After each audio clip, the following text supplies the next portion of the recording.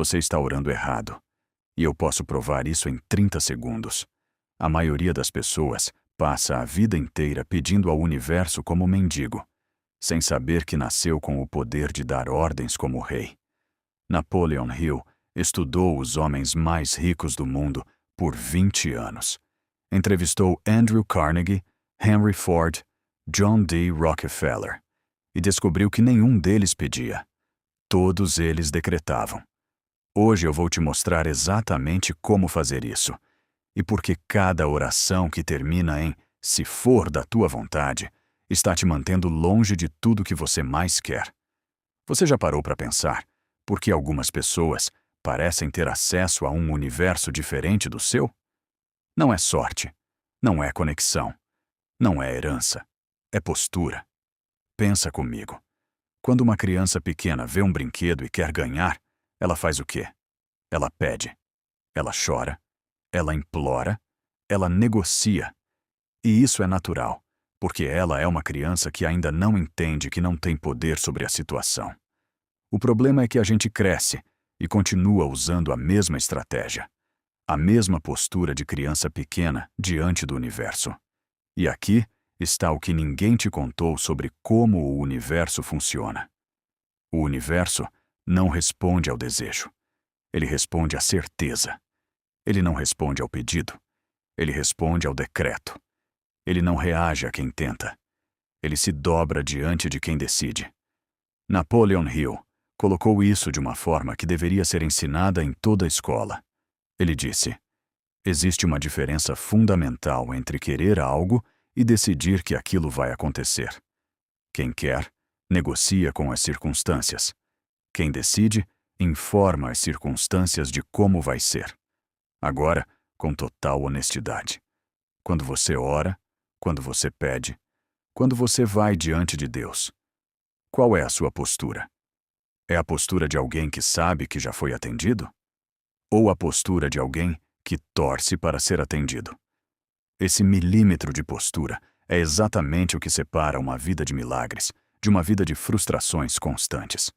A Bíblia já nos deu a chave. Marcos 11, 24. Jesus não disse: peçam e esperem.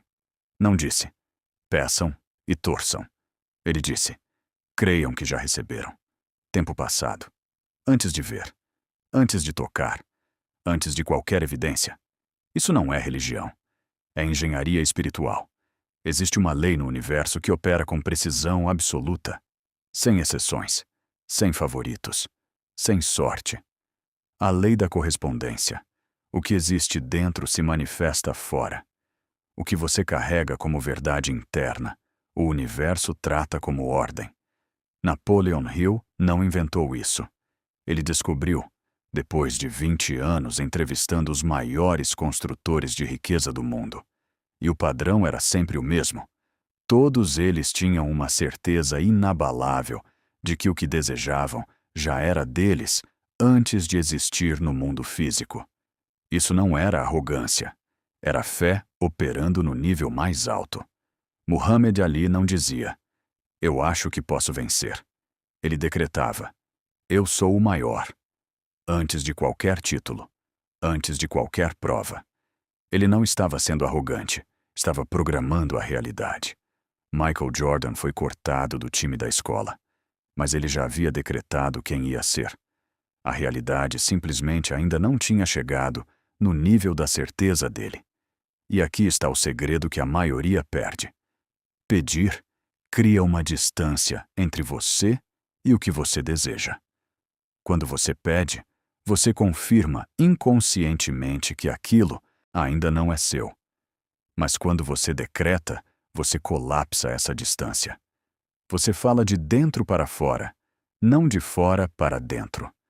A neurociência hoje confirma o que a Bíblia ensinou há milênios. Quando você repete uma declaração com emoção e convicção, o cérebro não distingue entre algo que já aconteceu e algo que você decreta como verdade. Ele cria caminhos neurais, filtra oportunidades, guia decisões, tudo na direção daquilo que você estabeleceu como certo. É por isso que o Salmo 23 não começa com: Senhor, por favor, Sê meu pastor. Davi não pediu. Ele decretou: o Senhor é meu pastor. Presente. Certeza. Fato estabelecido. E quando Deus falou com Abraão, com Moisés, com Josué, ele sempre usou o tempo passado para falar do futuro. Eu já te dei essa terra. Eu já abri esse mar. Porque no plano espiritual, o que foi decretado já está feito. A questão é: você está usando esse poder? Ou está desperdiçando ele implorando por coisas que já foram preparadas para você? Imagina um homem tão tomado pelo medo que estava se escondendo numa caverna, espremendo trigo às escondidas, com medo de ser visto pelos inimigos. E é exatamente para esse homem que Deus aparece e diz: o Senhor é contigo, homem valente. Valente. O homem está escondido de medo, e Deus o chama de valente. Isso não é ironia, não é sarcasmo, é visão divina. Deus nunca fala com você a partir de onde você está. Ele fala a partir de onde você vai chegar. E Gideão reage exatamente como a maioria de nós reagiria. Com dúvida, com pedido de explicação, com exigência de garantias antes de agir. Mas Deus não respondeu à pergunta. Ele simplesmente repetiu o decreto: vai com esta tua força e livra Israel. Não mandei eu? Percebe o que Deus fez? Ele não disse: eu vou te dar força. Ele disse: vai com esta tua força. A força já estava lá. A vitória já estava decretada. O que faltava era Gideão parar de pedir e começar a agir de acordo com o decreto. Napoleon Hill escreveu que o maior obstáculo entre o homem e a realização dos seus sonhos é a incapacidade de agir diante da incerteza. A maioria quer certeza antes de agir, mas os grandes entenderam que a certeza vem depois da ação, não antes. Gideão saiu com 300 homens contra um exército de mais de 100.000. Não porque tinha certeza matemática, mas porque parou de pedir permissão ao medo. E os inimigos fugiram antes mesmo de serem atacados. Isso é o poder do decreto. Ele reorganiza a realidade antes que você precise enfrentá-la. Agora preciso fazer uma distinção importante, porque muitas pessoas vão ouvir isso e pensar que estou dizendo para parar de orar. Não é isso. A oração é sagrada. É comunhão com Deus. É o canal mais profundo de relacionamento que o ser humano tem com o Criador. Mas existe uma forma de oração que é fraca, e existe uma forma de oração que move montanhas. A oração fraca diz: Deus, por favor, se for da tua vontade, se o Senhor achar que eu mereço, se não for pedir demais, me ajuda. Essa oração está carregada de dúvida, de indignidade, de distância. Ela trata Deus como um rei distante que talvez, com muita sorte, decida olhar na sua direção. A oração que decreta é diferente. Ela não implora. Ela declara. Ela não questiona se Deus vai agir. Ela age a partir do princípio de que Deus já agiu. Nick Vujicic nasceu sem braços, sem pernas. E em vez de pedir a Deus que explicasse por que isso aconteceu com ele, em algum momento ele decretou quem ia ser. Hoje fala para milhões de pessoas no mundo inteiro. A diferença não foi a circunstância, foi a postura. Jesus demonstrou isso na tumba de Lázaro. Lázaro estava morto há 4 dias. A situação era humanamente irreversível. E Jesus levantou os olhos e disse: Pai, graças te dou porque me ouviste. Ele não disse: Pai, por favor. Não disse: se for possível. Ele agradeceu antes do milagre acontecer. Porque no plano espiritual, o milagre já estava feito. E então, ele virou para a tumba e ordenou: Lázaro, vem para fora. Não foi um pedido, foi uma ordem. Napoleon Hill chamava isso de poder da decisão definitiva. Toda grande realização na história humana começou com um momento em que alguém parou de negociar com as circunstâncias e simplesmente decretou o resultado. Ford não pediu permissão à lógica da época para construir o motor V8. Edison não pediu ao fracasso para continuar depois de 1000 tentativas. Carnegie não pediu à pobreza da sua infância permissão para sonhar com um império. Eles decretaram. E o mundo se reorganizou em volta da certeza deles. Eu quero te levar a uma cena. Imagina que você está num tribunal. Não um tribunal humano, cheio de imperfeições. Um tribunal espiritual, onde a verdade é absoluta e a justiça é perfeita. O juiz que está na frente de você enxerga tudo. Cada noite que você chorou. Cada vez que você se levantou depois de cair. Cada oração que você fez no escuro, sem resposta aparente. E ele pega o martelo e bate. Caso julgado. Veredicto emitido. A favor do requerente. O problema da sua vida está resolvido. A provisão está liberada. A cura foi decretada. A restauração foi assinada. Agora me diz, como você sai desse tribunal?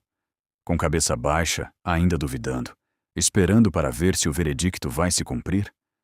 Ou com a cabeça erguida, os ombros para trás, o passo firme, com a certeza de quem já ganhou o caso?